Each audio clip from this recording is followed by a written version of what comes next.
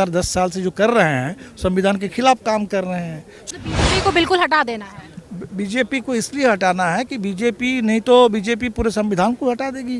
BJP लोकतंत्र को ख़त्म करने वाली है। और आप बताइए कब ऐसा हुआ है कि कोई चुनाव हो रहा है देश में और दिल्ली के मुख्यमंत्री को आप जेल में डाल देंगे, झारखंड के मुख्यमंत्री को जेल में तो डाल गलत है, लेकिन देख डर तो सर आप लोग को भी लगता हो। सबको तो वो तो मोदी जी चाहते हैं कि डर का राज करें। तो आप लोग को भी दबाया जाता है, भाकपा माले, महागठबंधन। गरीबों को एक शिकायत रहती है कि भैया नेताजी जीत जाते हैं, घर पे बैठ जाते हैं, मिलते नहीं है। माले से नहीं, माले की पहचान इसी रूप में है। दोस्तों अभी काड़ाकाट क्षेत्र में है और अभी हमारे साथ माले के महासचिव दिवांकर भट्टाचार्य जी हैं। बहुत ज़्यादा अभी माहौल बना हुआ है कि भाई राजा राम सिंह कुशवाहा जी ही जीतेंगे, क्योंकि ये गरीबों को उन पे भरोसा है। तो हम आपसे बात करेंगे क्या मतलब गरीबों को क्या मतलब क्या बताए, क्या पढ़ाए कि भाई हम ही कर सकते हैं, क्योंकि भाजपा पे भी लोगों को बहुत ज़्यादा भरोसा है, गरीबों के नेता कहे जाने वाले इलाके में भोजपुर में, रोहतास में, आप चले जाइए जहानाबाद में, अरवल में, पटना में, नालंदा में, ये जो पूरा इलाका है, इस इलाके में पिछले 50 साल से हमारी पार्टी गरीबों के बीच में काम कर रही है। इसलिए अचानक कोई हमारी पार्टी यहाँ नहीं आई है और गरीबों ने ही इस पार्टी को बनाया है, गरीबों ने इस पार्टी के लिए कुर्बानी दी है। ये गरीबों की अपनी पार्टी है जिस पर गरीबों की मिल्कियत है इस पार्टी पर। और इसीलिए इस इलाके में अरुण जी अभी हमें लगता है तीसरी बार जीते हैं विधायक के रूप में। बिल्कुल चौथी बार, उस समय 2005 में दो बार चुनाव जीते थे। आप भोजपुर में चले जाइए, वहाँ हमारे विधायक 90 से लगातार लोग जीत रहे हैं।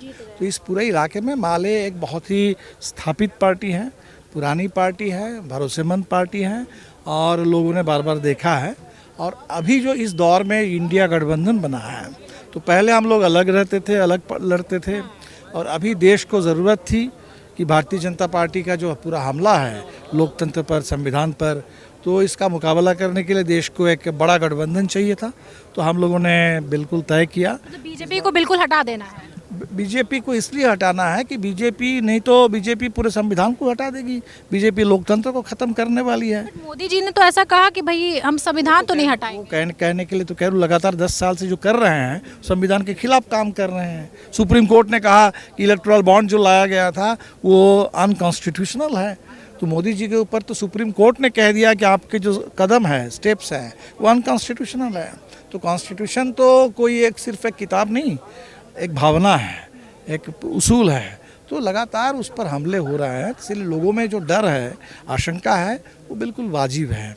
और लोगों ने जो देखा है अपने आंखों से, 10 साल से झेला है, इसी आधार पर आप बताइए कब ऐसा हुआ है कि कोई चुनाव हो रहा है देश में और दिल्ली के मुख्यमंत्री को आप जेल में डाल देंगे, झारखंड के मुख्यमंत्री को जेल में डाल तो गलत है, लेकिन सर हम ये सब जो हो रहा है, इसी को देख करके लोगों को लग रहा है कि मोदी सरकार अगर तीसरी बार फिर आ जाएगी तो इस देश में संविधान का अब कुछ बचेगा नहीं। जो बचा खुचा लोकतंत्र है उस पर भी पूरा हमला हो जाएगा। मतलब ये सिर्फ डर है कि भाई लोगों के अंदर, गरीबों के अंदर डर है कि संविधान हट जाएगा? नहीं, लोगों पूरे देश में लोग देख रहे हैं। जो पत्रकार है, जो सच बोलने वाले, उनको जेल में डाला जा रहा है। जो बुद्धिजीवी है, जो लिखने वाले, सच बोलने वाले, उनको जेल में डाला जा रहा है। इस समय पूरे देश में जेल में देख लीजिए। तो सर आप लोग को भी लगता हो? सबको तो वो तो मोदी जी चाहते हैं कि डर का राज करें। तो आप लोग को भी दबाया जाता है, भाकपा माले, महागठबंधन? बिल्कुल। अभी हमारे एक विधायक थे, दलित विधायक भोजपुर से, मनोज मंजिल अगियाव से, और झूठे मुकदमे में 22-23 लोगों को आजीवन कारावास की सजा सुना दी गई। उनकी विधानसभा की सदस्यता चली गई और पूरे बिहार में लोकसभा चुनाव के साथ साथ एक उपचुनाव भी इस वजह से हो रहा है। ये तो दबाने की कोशिश तो बिल्कुल है, ये आज नहीं है, लगातार हो रही है। लड़ते हुए सर ईवीएम पे बात करेंगे। यहाँ पे बहुत लोगों को भरोसा नहीं है, ईवीएम हैक हो जाता है, ईवीएम मतलब कुछ ना कुछ गड़बड़ कर दिया जाता है, तो ऐसा मतलब लग रहा है ऐसा होने वाला है? ये लोगों को देखिए सवाल तो था और सुप्रीम कोर्ट में सवाल इसीलिए गया था। अब ये अफसोस की बात है कि सुप्रीम कोर्ट को लगा कि नहीं, टेक्नोलॉजी पर भरोसा करना चाहिए। आंख मूंद करके, मैं तो कहता हूँ कि आंख मूंद कर। पेपर तो और ज्यादा डेंजर है। नहीं, बैलेट पेपर क्यों डेंजर है? बैलेट पेपर में लोगों को दिखता है कि हमने क्या वोट दिया, ईवीएम में दिखता नहीं है। और दिखता नहीं है, जब ये सवाल उठा तब वीवीपैट जोड़ा गया।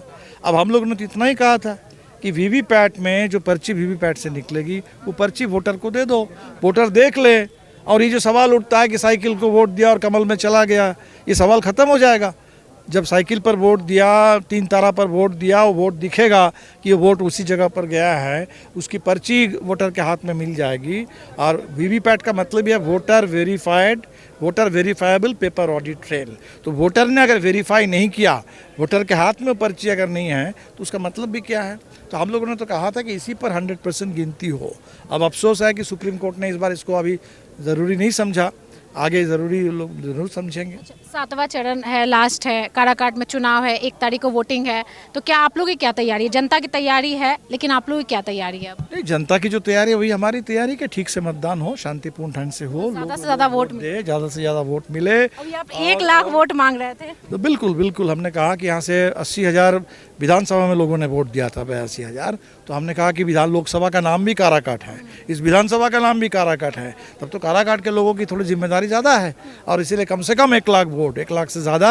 और हमने कहा कि कम से कम 1 लाख मार्जिन से जीते, ताकि इसमें कहीं कोई छेड़छाड़ की कोई संभावना कहीं ना रहे। अच्छा, एक और सवाल पूछेंगे। गरीबों को एक शिकायत रहती है कि भैया नेताजी जीत जाते हैं, घर पे बैठ जाते हैं, मिलते नहीं हैं। माले से नहीं, माले की पहचान इसी रूप में है कि सबसे ज़्यादा जो विधायक कोरोना काल में भी लोगों ने देखा, जान की बाजी लगा करके जनता के लिए, जनता के साथ, जनता के बीच में। तो इसलिए यही हमारी पार्टी की पहचान है।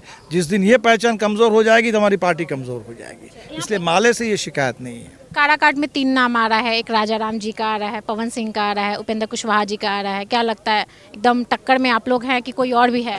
नहीं, हमें लगता है कि देखिए, लड़ाई तो देश में सीधी है कि एक तरफ एनडीए सरकार है, मोदी जी की सरकार है, 10 साल से मोदी जी हैं, लोग उब गए हैं। बदलाव के लिए चुनाव है, तो बदलाव के लिए इंडिया गठबंधन है।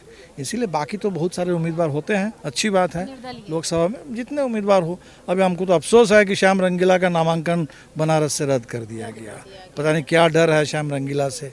तो हम तो चाहते हैं कि ऐसा तो राजा राम जी के साथ तो नहीं ना हुआ, उम्मीदवार अच्छे हैं, तो ऐसा तो नहीं हुआ, अच्छी बात है। और इसीलिए लोग तो अब आजकल डरे हुए हैं कि कहाँ सूरत मॉडल चल जाएगा, कहाँ चंडीगढ़ मॉडल चल जाएगा, कहाँ इंदौर मॉडल चल जाएगा। तो यहाँ तो लोग खुशकिस्मत है कि कम से कम ऐसा कुछ नहीं हुआ और आगे भी नहीं होगा, मुझे उम्मीद है। और लोग जैसे वोट डालेंगे उसी हिसाब से चुनाव का परिणाम आएगा। नमस्कार, बहुत बहुत शुक्रिया। देखिए, ये चीज़ बहुत अच्छा लगा कि भाई इन लोग को ये भरोसा है कि जो हमारा वोटर्स हैं, हमारे सपोर्टर्स हैं, वो हमारे हैं, कहीं और नहीं जाने वाले, क्योंकि भरोसा इनको अपने नेता पे है और इनको भी अपनी जनता पे है।